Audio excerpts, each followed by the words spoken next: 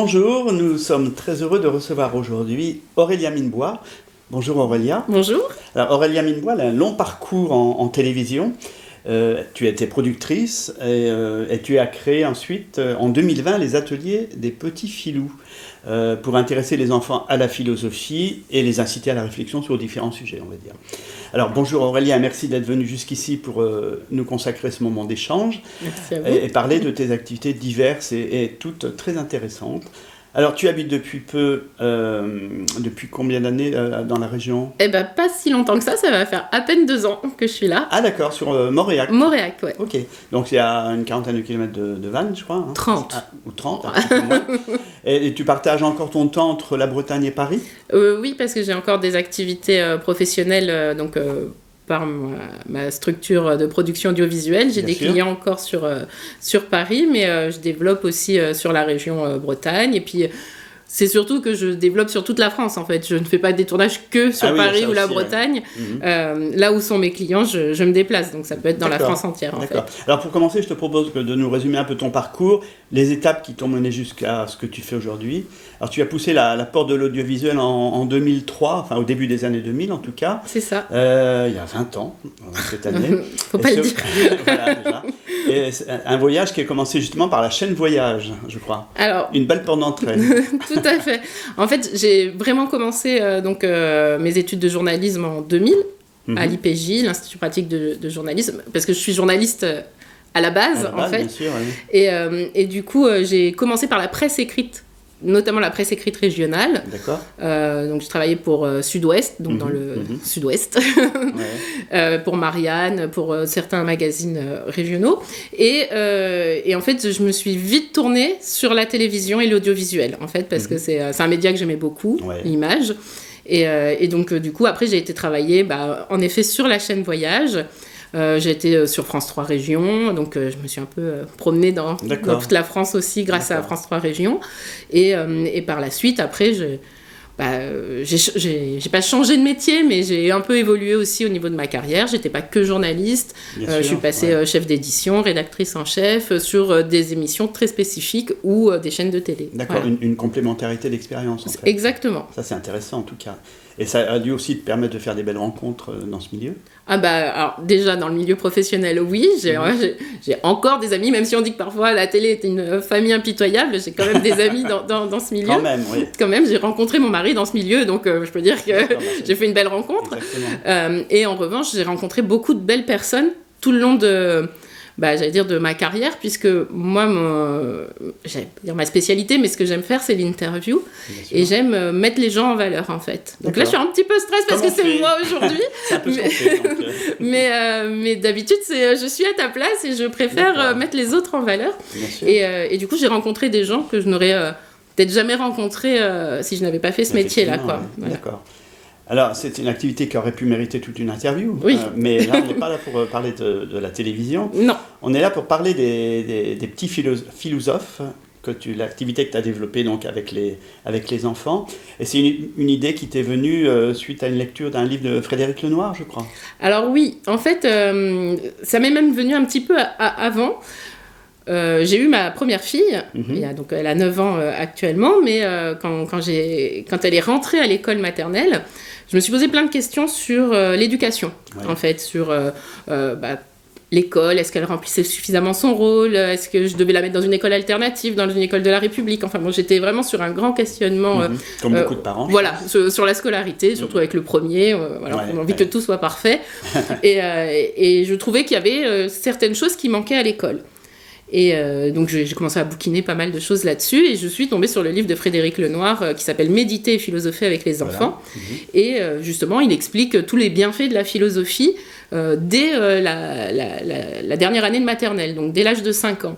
Et donc je me suis dit, mais c'est génial en fait, c'est exactement ce qui manquait en fait à l'éducation, c'est ça, c'est la philo.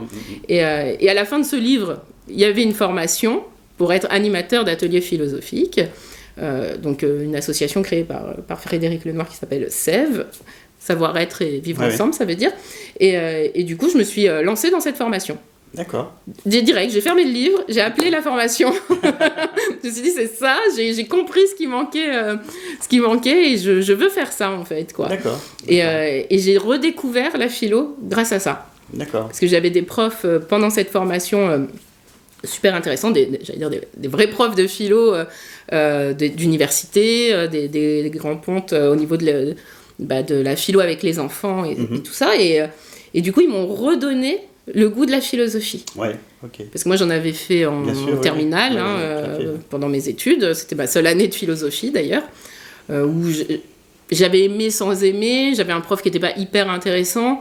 Je comprenais pas grand-chose. On nous balance de la philo alors qu'on n'en a jamais fait avant. C'est très compliqué, en fait, la philosophie. Donc, c'est pas simple.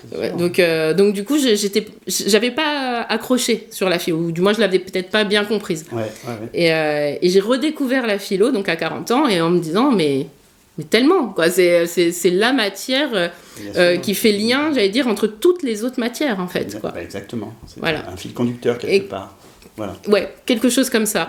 Et donc j'ai fait cette formation, mais après j'ai trouvé que c'était un petit peu, pas léger, mais je me suis dit qu'il me manquait encore quelque chose, qu'il me manquait un bagage un peu plus appuyé, un peu plus philo dessus. Et donc l'année dernière, j'ai passé un diplôme universitaire, un DU, à l'université de Nantes, donc qui s'appelle créer et animer des ateliers de philo avec les enfants et les adolescents à l'école et dans la cité. Okay. C'est très long, hein, comme titre de DU.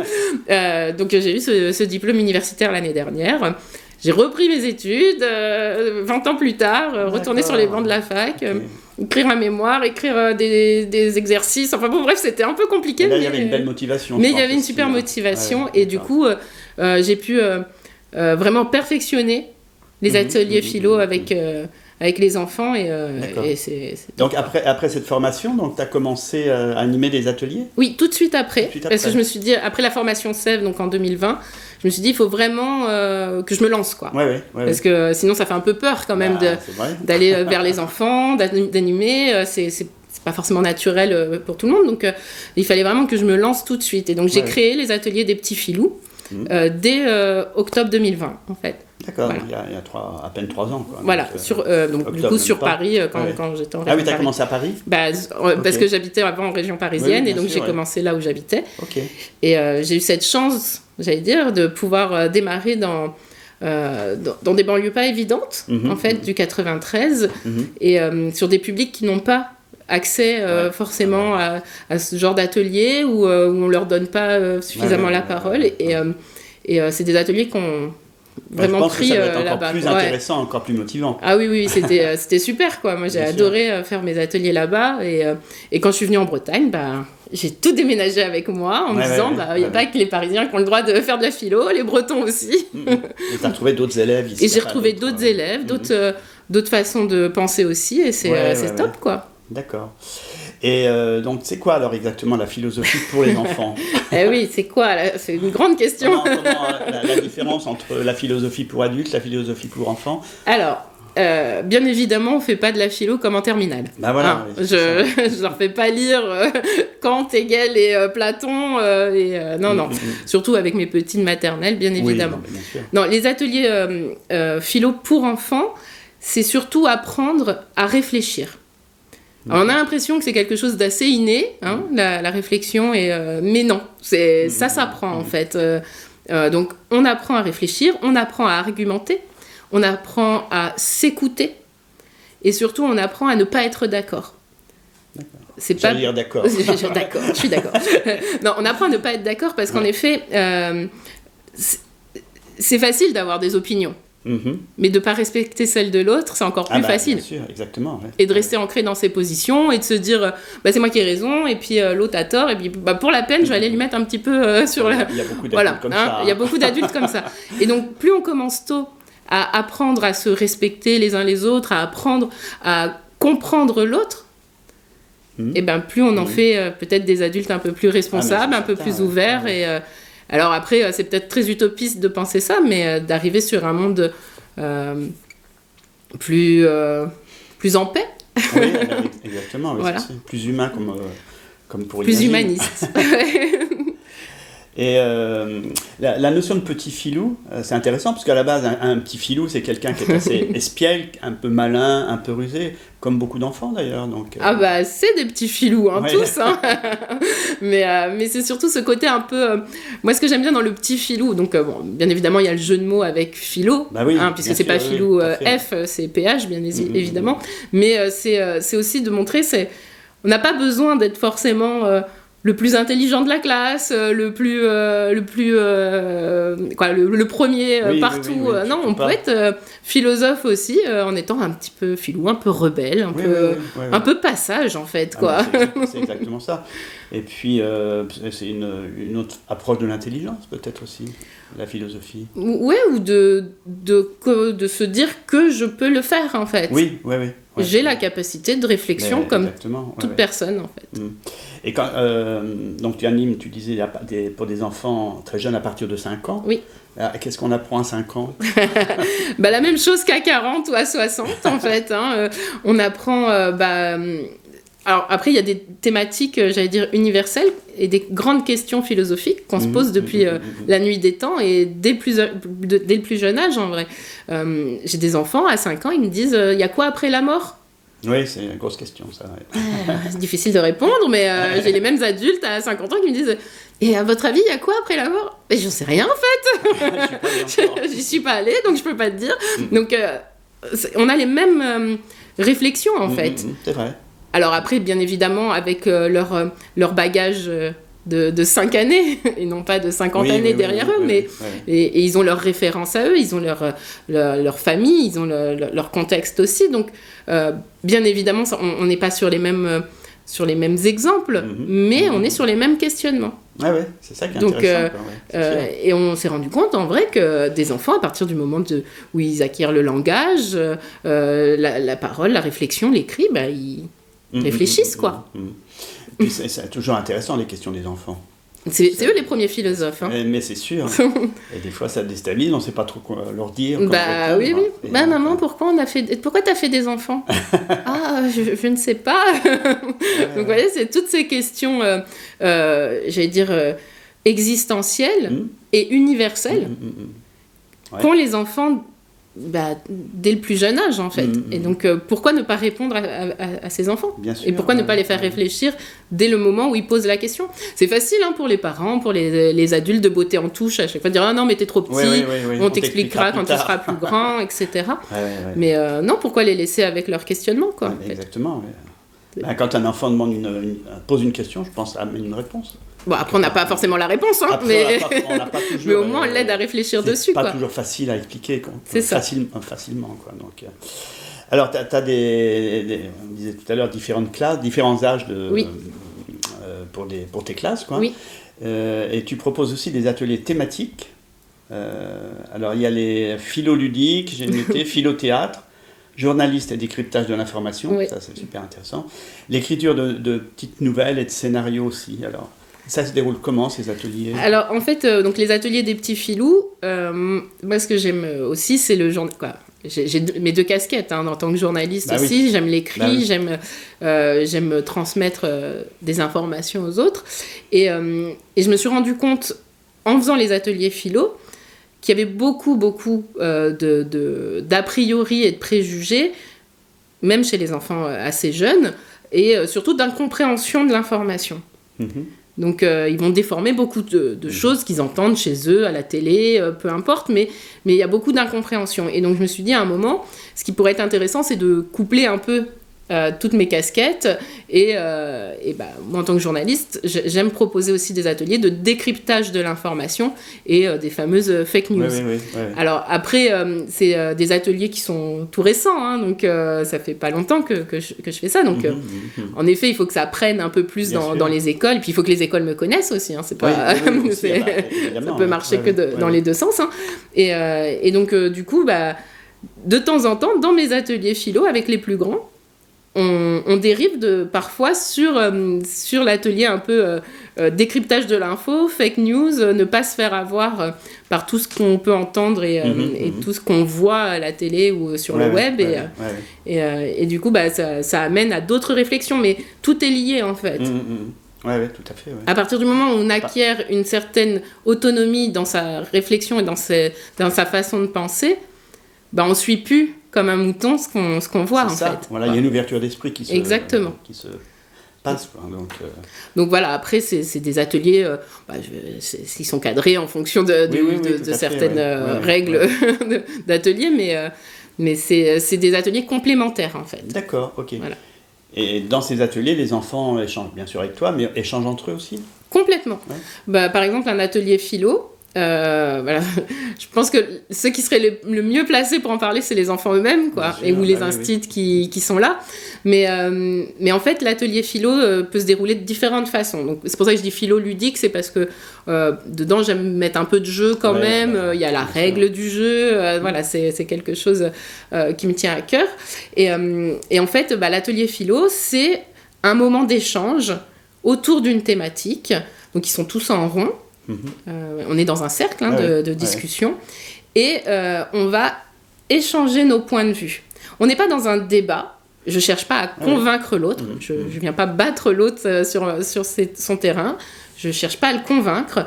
Je cherche à enrichir ma pensée. Je pense quelque chose, mais mon copain en face pense autrement. Et parce qu'il est en train de dire, moi, ça va me faire réfléchir et peut-être je vais changer mon avis, peut-être que je vais garder ma position, peut-être que je vais enrichir ce que j'étais en train de dire, mais c'est par le groupe, en fait, qu'on va trouver une réponse commune à la question. D'accord. Je fais pas des ateliers de psychanalyse collective, ils sont pas là à me raconter chacun leur vie et leurs problèmes. C'est vraiment, on essaye d'ouvrir sur une universalité et sur...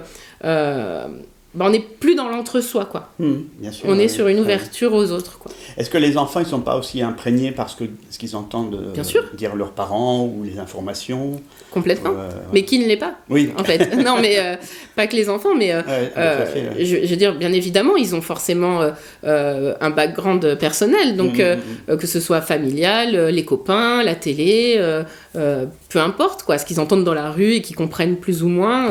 C'est vrai. Donc oui, on est tous influencés par quelqu'un. Il y a l'enfant qui va être un peu plus rebelle, qui va penser différemment. Dans un groupe, quand j'ai une classe où ils sont 25-30, heureusement que j'ai pas le même enfant 30 fois et qu'ils ont tous des profils différents. Ils sont pas d'accord.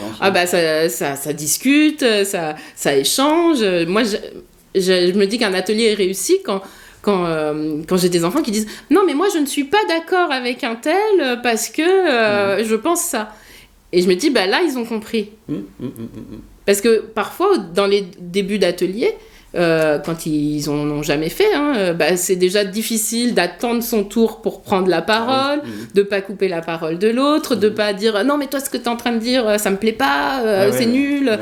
Donc ça c'est tout ce cadre. Apprendre à se discipliner quelque part. Exactement, qu'on apprend aussi à gérer, quoi, parce que gérer ses émotions aussi. Dans une discussion, on peut être très vite emballé, énervé, etc. Mais comme tout le monde. Exactement, mais on défend son point de vue. Exactement. Donc là, on apprend à gérer tout ça. Et la finalité, j'allais dire, des ateliers philo, c'est vraiment de faire des petits citoyens responsables, ouverts, tolérants. Vous voyez, on est dans quelque chose de très idéaliste, mais... pourquoi ne pas tendre vers ça à un moment, pas modèle. Mais oui. Pas des citoyens modèles. Quoi. Non, pas modèle justement. On n'est pas obligé de tous rentrer dans les cases. Non, surtout pas. Donc, quelle importance est là la philosophie dans le développement de l'enfant? Justement, je pense que c'est un peu tout ça, quoi. Ça lui permet déjà d'enrichir ses connaissances, parce que malgré tout, on donne quand même des connaissances autres que l'on pourrait avoir à la maison ou à l'école, et surtout d'ouvrir son esprit sur lui-même, mais aussi sur les autres, de se comprendre peut-être un petit peu mieux, et de comprendre aussi le monde qui l'entoure, les gens qui l'entourent, et d'accepter l'autre dans ses différences, être un peu plus altruiste, un peu plus... Peut-être, j'espère en tout cas que ça... J'espère que ça amène ça, oui. En tout cas, c'est les retours que j'en ai des instituteurs, j'allais te poser la question par rapport au retour des instituts, bien sûr, mais des parents. Alors j'ai très peu les retours des parents parce que moi je les vois pas beaucoup les parents. Ah oui, en fait. Vrai, c'est vrai. C'est comme j'interviens essentiellement dans les écoles, c'est sur le temps scolaire, donc je suis avec les instituteurs ou institutrices. J'ai le retour parfois de certains enfants ou de certaines maîtresses qui me disent j'ai vu Madame Machin, elle m'a dit que son fils adorait la philo, il lui en parle à la maison. Donc mais j'ai rarement les parents qui viennent me voir en disant c'est génial ce que vous faites, quoi. Et les réactions des instits, alors ? Eh bien, elles sont vraiment très positives. Et je pense qu'elles sont surprises. Alors, je dis surprises parce que j'ai beaucoup plus de filles que de garçons instituteurs. Mais et je pense qu'ils sont surpris de leurs élèves, en fait. Parce que certains élèves se révèlent complètement sur l'atelier philo. Par exemple, ils parleraient pas du tout en classe. Et puis, sur l'atelier philo, ça va être ceux qui parlent le plus. Ou alors elles se disent mais attends, mais il a une sacrée réflexion, pourquoi il fait pas ça à l'école, ou mais je savais pas qu'elle savait aussi bien écrire, ou voilà, c'est ce genre de truc en fait. Et il y a des enfants qui se révèlent complètement par la philosophie. Bien sûr. Et donc ça donne une autre image de l'enfant à l'instituteur. Et pourquoi on ne développe pas davantage ces cours de philo à l'école ? Parce que avant, autrefois, je me rappelle, on avait des leçons de morale à l'école.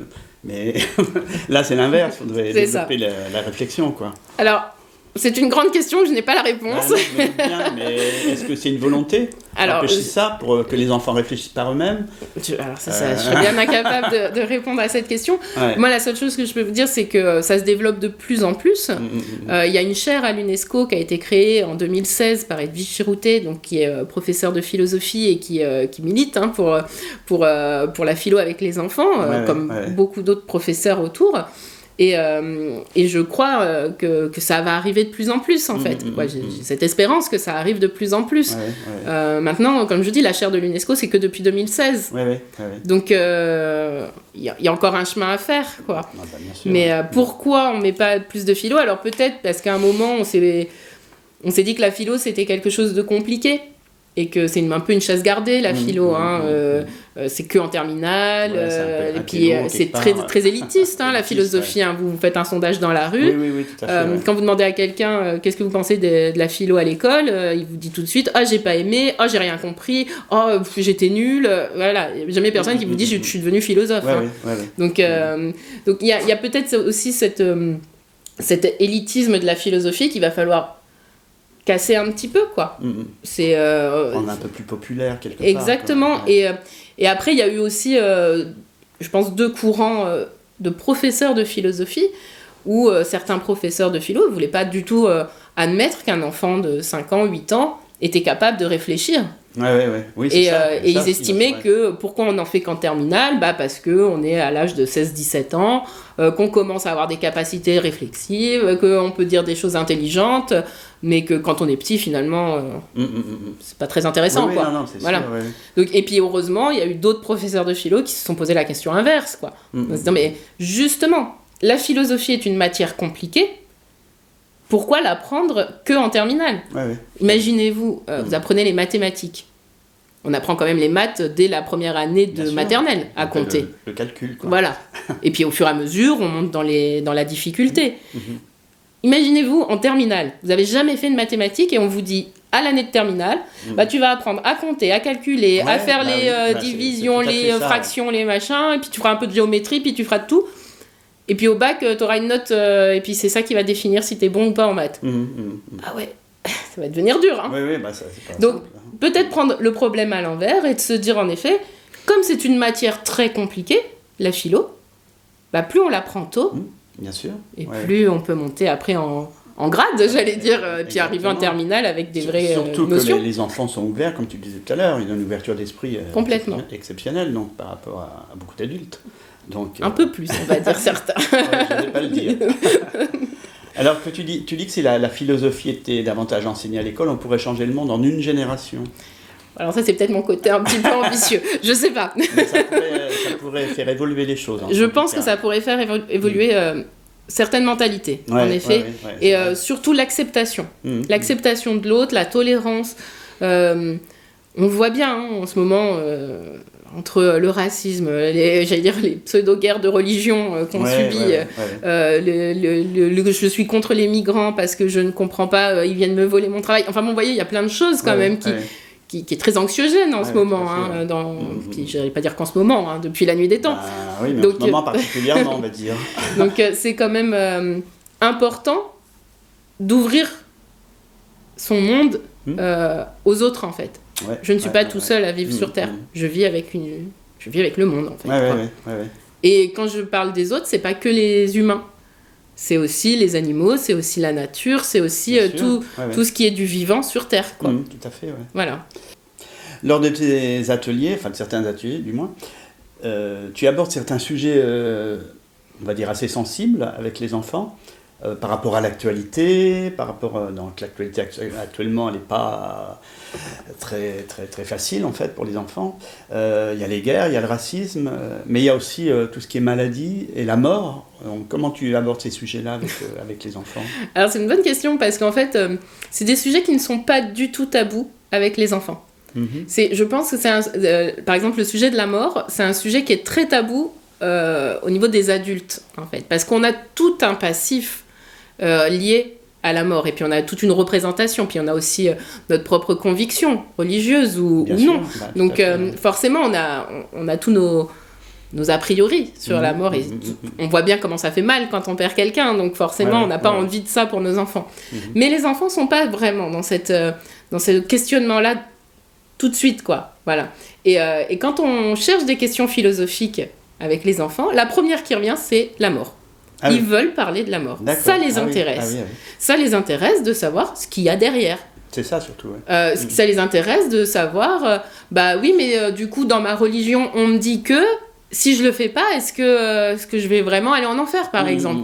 Donc ils se posent plein de questions déjà. Et c'est vrai que c'est difficile de répondre à un enfant. La mort, c'est ça. Donc moi, je ne réponds pas à ça. Je ne leur donne aucune réponse à leurs questions. Je les fais réfléchir sur cette question.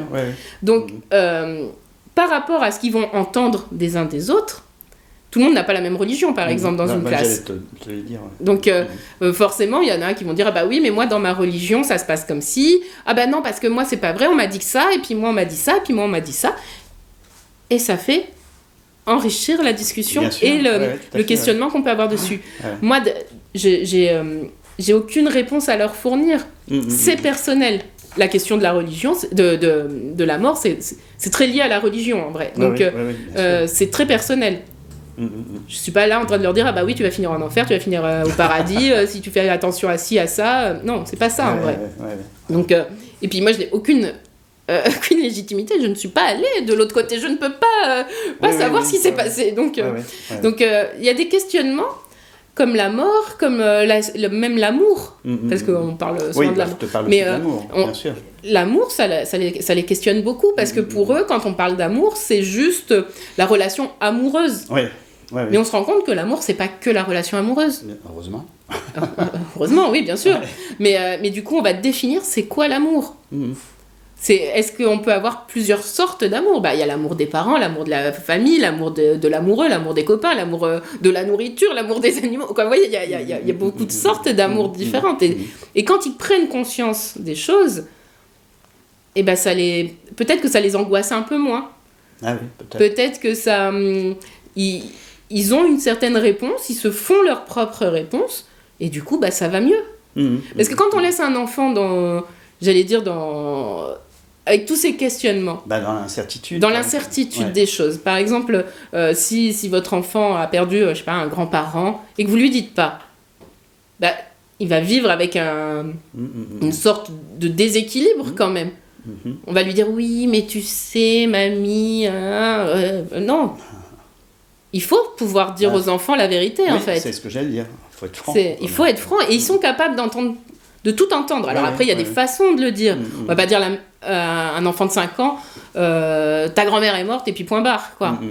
Non, on va expliquer, on va arriver sur des choses, en fait. Bien sûr. Et c'est important de trouver les mots, même en tant que parent. Alors là, je digresse un petit peu, on n'est plus dans la philo, on est dans la parentalité après, mais c'est des questionnements que les parents se posent aussi, quoi. Aussi, donc, mais il ne faut pas avoir peur de parler à ses enfants. Et je pense que plus on parle avec eux, plus on est franc avec eux, plus on peut leur montrer que nous aussi, on a des faiblesses. C'est-à-dire qu'on n'a pas les réponses. Mais qu'on se pose la question, mais on n'a pas la réponse. Oui, tout à fait. Et on est dans le débat et on est dans la richesse, en fait, et ça va construire ces petits bonhommes ou ces petites bonnes femmes, et ça va les faire mûrir eux-mêmes dans leurs réflexions. Ça leur apporte une culture, quelque part aussi. Exactement. Donc, et le fait d'échanger en groupe, ça montre qu'il y a plusieurs façons de penser le monde, en fait. D'accord. Voilà. Et alors, entre eux, justement, comment ils réagissent quand ils ont des points de vue différents? Alors c'est très sur la mort notamment, ou alors ça peut être très très ouvert, très houleux, ah oui, mais moi je suis préparée à ce genre de choses, et au contraire ça ne me gêne pas quand il y a dans des discussions très animées où il y a des enfants qui ont des avis très tranchés sur la mort, parce que quand il y a des familles très religieuses, peu importe la religion, ils vont dire non, c'est comme ça, c'est Dieu qui l'a dit, c'est ma religion qui l'a dit, etc. Puis à côté il y en a qui vont dire oui mais moi je crois pas en Dieu, etc. Donc on est sur une espèce de mini-société à l'école. C'est complètement ça. Donc forcément tous les points de vue sont ouverts. Est-ce qu'ils sont plus tolérants, les enfants, que les adultes? Eh bien je pense que oui en fait. Parce que peut-être qu'au début ils restent un peu campés sur ce qu'ils ont appris. C'est difficile de changer ce qu'on a appris pendant 10 ans. C'est vrai. Voilà, donc il faut pouvoir avoir cette capacité aussi de remise en question. Donc, mais je pense en effet que ça a une sorte, j'espère, en tout cas d'ouverture. Alors peut-être pas sur tous, je suis pas complètement... comment on peut dire ça dépend de la personnalité. Voilà, je sais que tous les enfants n'auront pas cette ouverture d'esprit. Mais au moins j'ai mis une petite graine. D'accord, oui. Déjà dans leur tête. Exactement. Et après, ça fera son chemin tout seul. C'est essentiel. Alors, est-ce que tu as connaissance de ce qu'il se fait dans d'autres pays concernant l'éducation philosophique des enfants? Ah oui, parce qu'en France, on n'est pas les premiers. Oui, non, mais j'allais dire, un peu comme tout. Est-ce qu'il y a des pays qui sont plus en avance? Alors oui, le Canada, par exemple, est un pays bien plus en avance sur nous. D'ailleurs, Lippmann, c'est lui qui a un peu amené la philosophie avec les enfants il y a déjà 30 ans de ça, au Canada. Oui, ça se fait déjà dans d'autres pays. En Belgique aussi, ça se fait beaucoup. Il y a, voilà. La France aussi, je dis pas qu'on est à la traîne là-dessus, mais ça se développe bien évidemment depuis des dizaines d'années dans d'autres pays avant nous, quoi. Donc, est-ce que ça pouvait se faire autrefois dans les tribus indiennes ou africaines où on se rassemblait Je sais pas. J'ai pas suffisamment voyagé ça date pas forcément d'hier. Donc non, du tout. Oui, j'imagine que oui, puisque Socrate le faisait avant nous. Donc, je pense que de se poser... Parce que Socrate, c'était ça, en fait. Il n'a rien écrit. Il faisait réfléchir les gens, en vrai. Il se posait, et puis il posait des questions aux gens dans la rue. Donc, on est exactement dans la lignée socratique. Après, moi, j'ai aucune prétention. Je ne dis pas que je suis Socrate. C'est pas du tout ce que je suis en train de dire. Mais j'essaye de tendre, justement, vers quelque chose d'assez ouvert, quoi. Bien sûr, c'est bien ça. Il y a une partie ludique, comme tu disais tout à l'heure, dans tes interventions. Alors, c'est quoi ces jeux? Comment ça se passe? Alors, c'est ludique tout en étant assez cadré. On n'est pas dans le jeu pur et dur, mais par exemple, je vais mettre les enfants en fonction des thématiques, par petits groupes. Ils vont réfléchir ensemble. Il va y avoir des petits des jeux, donc... c'est pas vraiment un jeu, mais c'est Michel Tozzi qui a mis ça en place. Donc c'est un professeur de philosophie et spécialisé dans la philo avec les enfants aussi, qui a mis en place ce qu'on appelle la DVDP, discussion à visée démocratique et philosophique, où là les enfants ont des rôles à jouer et ça ça marche super bien sur les ateliers parce qu'il y a le président de séance, le reformulateur, le dessinateur, le secrétaire. Et donc, les enfants qui sont au bureau, comme on dit, eux n'ont pas le droit d'être dans la discussion pure et dure, mais ils doivent... par exemple, le secrétaire, il doit tout prendre en note. D'accord. Le dessinateur, lui, il doit tout dessiner. Tout ce qui se dit, il dessine. Le président de séance, lui, a le rôle de donner la parole de façon juste, équitable à tous ses copains. Donc, ça donne des rôles, ça donne des fonctions. Et surtout, ça montre aussi que dans une démocratie, on a tous un rôle à jouer. Et d'ailleurs, quand je fais les DVDP, tout le monde veut être président. Puis ils se rendent compte au bout de 5 minutes que président, c'est un peu saoulant quand même, parce que tu n'as pas le droit de parler, tu dois juste donner la parole, faut faire respecter un peu l'ordre et tout. Donc ils n'ont plus envie d'être président. Et donc je leur explique que le peuple, donc les discutants, eux, ont un vrai rôle à jouer. Parce que s'il n'y a pas de discutants, le bureau, il sert à rien en fait. Oui, tout à fait. Et donc ça leur montre aussi la démocratie. Et leur faire comprendre que le peuple a aussi son mot à dire face au... c'est le peuple qui est acteur. Exactement. Voilà, donc, ils prennent aussi ces rôles très à cœur. Donc voilà, quand je parle de ludique, c'est des jeux plus sur la réflexion, quoi. Comment on apprend à réfléchir. Il y a du sens, quoi. Voilà. Donc, ça, c'est super, ce que tu fais. Vraiment bien. C'est pas moi qui l'ai inventé. Je ne fais que reprendre ce qui existe déjà. C'est intéressant de le mettre en pratique. Alors, comme on te disait au début de l'entretien, tu avais beaucoup travaillé pour la télévision. Est-ce que tu aurais peut-être un jour le projet d'un documentaire sur les bienfaits de la philosophie pour les enfants ? Faut pas en parler. Bon, alors c'est dans les cartons. C'est dans les cartons, bien évidemment. Bon, Alors c'est toujours très compliqué de monter un documentaire, de trouver les financements et tout ça. Fait, Mais oui, en effet, c'est dans mes projets de faire un... Alors il y a déjà des documentaires existants sur la philo avec les enfants. Ça doit déjà exister un peu. Voilà, il n'y en a pas beaucoup, mais il y en a quelques-uns qui ont été faits. Mais là, je suis en train... Notamment pour Frédéric Lenoir, non ? Oui, exactement, ouais. Il a fait, je sais plus comment il s'appelle, son documentaire. Il y a eu aussi Ce n'est qu'un début. Enfin bon, voilà, il y a d'autres choses qui ont été faites. Je suis pas la première à avoir eu l'idée. Puis je pense qu'il y a d'autres personnes qui sont peut-être même en train de réaliser. Mais voilà, moi j'aimerais prendre ça, pas forcément sur le côté on vient filmer des ateliers philo, parce que c'est ce qui se fait beaucoup dans les documentaires, mais vraiment essayer de comprendre à quoi sert la philosophie. Voilà. Ou même des émissions de radio, je sais pas, donc c'est plus simple à... oui, non, mais il y a tellement de choses encore à imaginer et à faire. Bien sûr, il y a beaucoup de possibilités, quoi, mais bon, après, il faut le temps, quoi. Il y a une émission sur la lecture, justement, avec les enfants, L'as-tu lu mon petit loup sur France Inter. Qui est intéressant. Je pensais à ça, un concept comme ça, mais sur la philo. Proposez mes services à France Inter, dites que je suis dispo. Mais animer une émission comme ça pour les enfants, bien sûr. Non, mais il y a vraiment beaucoup de choses à mettre en place autour de la philo. C'est plus simple, en tout cas, pour la radio, pour la télé, parce que la télé, c'est quand même... C'est coûteux, quoi. Il faut toute une équipe et tout, tandis que la radio, tu as un micro, et voilà. C'est sûr. Tu te mets dans la classe, un podcast, pourquoi pas. Voilà, c'est ça, exactement. Alors, moi, j'aimerais aussi que tu nous parles des petites pièces philo-comiques, c'est ça, avec la troupe Philofée.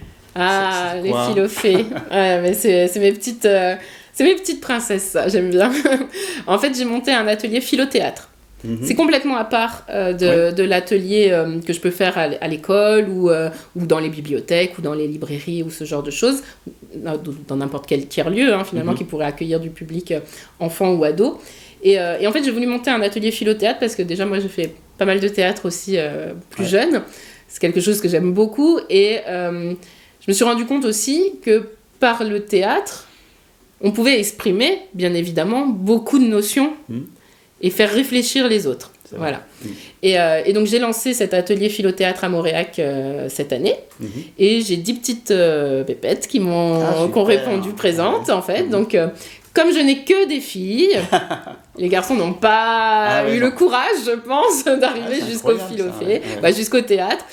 Et donc, du coup, c'est que des petites filles que j'avais eues à l'école avant, en fait, parce que j'avais fait des interventions dans les deux écoles de Montréal l'année d'avant. Et donc, c'est que des petites filles qui avaient déjà fait de la philo avec moi. D'accord, ok. Qui adorent ça, en fait, et qui voulaient faire du théâtre en plus. Donc, les deux combinés, c'est super.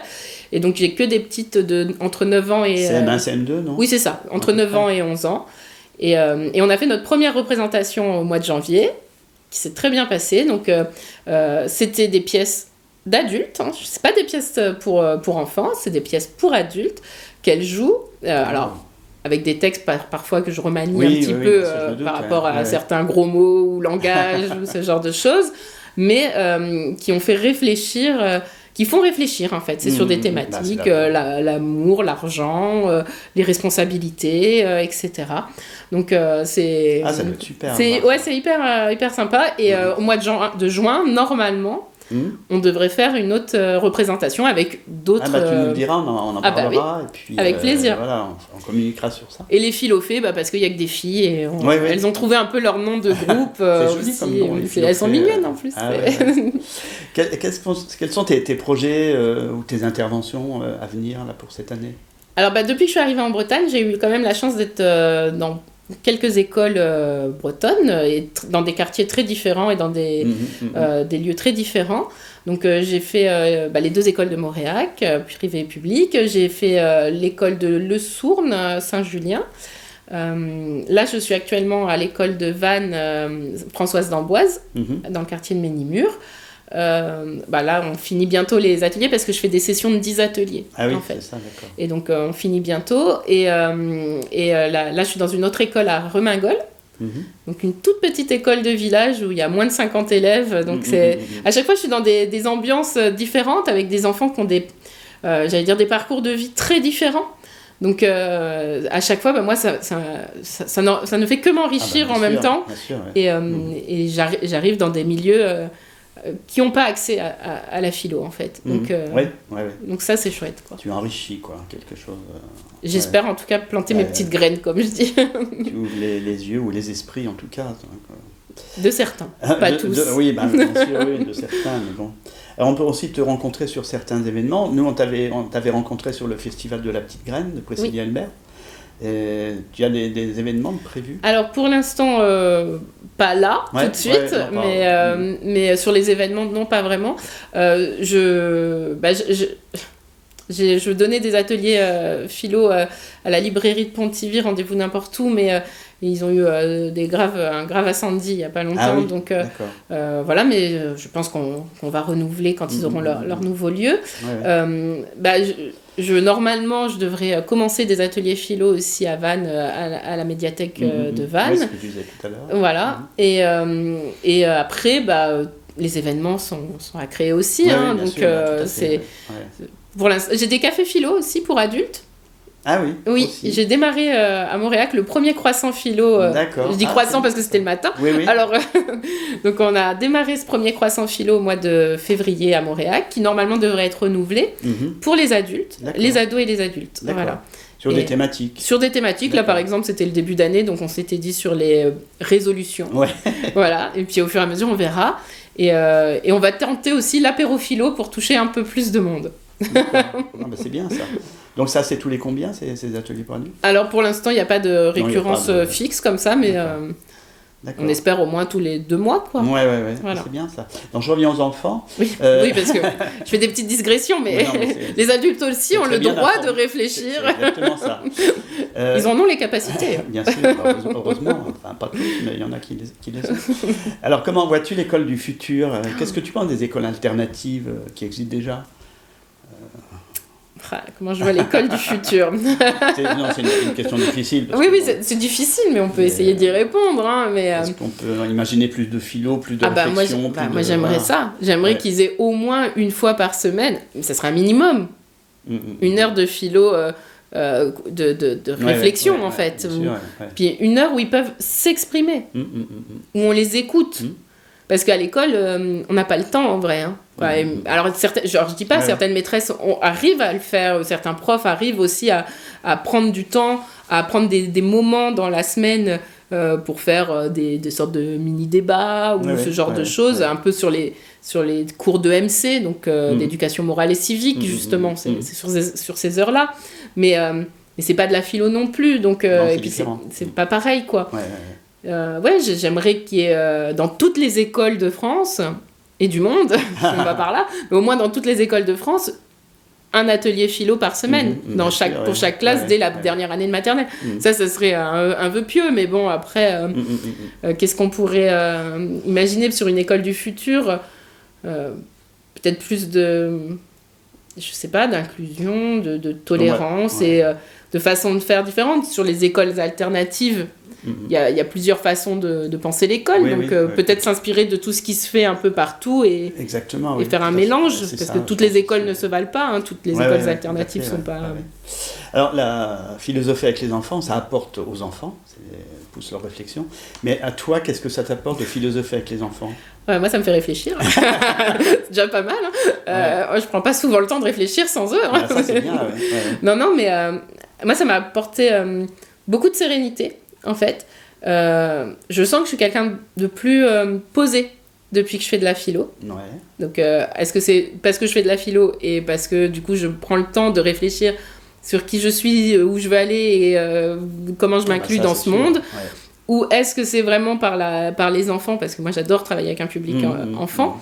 Mais je trouve qu'ils sont d'une grande spiritualité et d'une grande richesse, en fait, quoi. Quand des fois, je sors des ateliers, puis je dis à mon mari, mais j'avais jamais réfléchi à ça, quoi. Et c'est ce gamin qui m'a fait réfléchir à ça, génial, quoi. Ça. Et du coup, je prends ce qu'il me donne, je me nourris de tout ce qu'il me donne tout le temps, quoi. Et je rencontre tellement de gens différents. Ouais. Ça, c'est bien, c'est interactif, en fait. Moi, ça m'apporte énormément. Après, qu'est-ce que tu dirais à des parents pour amener leurs enfants à participer à un atelier philo? Bonne question. Déjà, laissez-les faire. Et n'ayez pas d'a priori, n'ayez pas de jugement préconçu sur la philosophie. Parce que, par exemple, quand j'ai lancé le philothéâtre, donc j'étais dans un forum des associations, il y a des parents qui sont passés devant mon stand. Les gamins s'arrêtaient, puis les parents disaient non, mais ça, c'est trop compliqué, tu vas pas faire de la philo, quoi. Ou moi, j'ai rien compris quand j'étais petit, non, mais c'est nul. Ça, c'est dingue. Ou, j'ai même eu des réflexions, genre, tu vas pas faire du théâtre, c'est pour les filles. Donc, voilà, on en était là. Donc, du coup, c'est de... Soyez ouverts, si vos enfants ont envie de faire de la philo, laissez-les faire, en fait. Et vous verrez que ça va vous apporter... Après, au cocon familial, beaucoup d'échanges avec vos enfants. Et peut-être qu'il y aura peut-être un peu plus d'interaction entre vous. Alors, c'est un peu saoulant, ils vont peut-être vous poser beaucoup de questions, il va falloir vous aussi réfléchir, c'est ça que j'ai envie de dire aux parents. Mais posez-vous, lâchez les écrans, et puis quand vous êtes à table, parlez, prenez des moments pour discuter, quoi. Pour être avec vos enfants. Ça paraît évident, mais bon, ça n'est pas pour tout le monde. Après c'est difficile, hein, on n'est pas... moi, je ne suis pas le parent modèle non plus, loin de là. Donc, c'est compliqué de tout mettre en place, mais en tout cas, la philosophie va apporter à vos enfants quelque chose, peut-être que vous n'allez pas apporter tout de suite, mais qui va ouvrir toute la famille. Ça va éveiller, en tout cas. Voilà, éveiller, complètement. Alors, on arrive au terme de notre entretien. Pour conclure, un mot et un verbe qui donnent un sens à ta vie. Il y en a tellement. Le mot, j'aurais envie de dire curiosité. Ouais, bien sûr.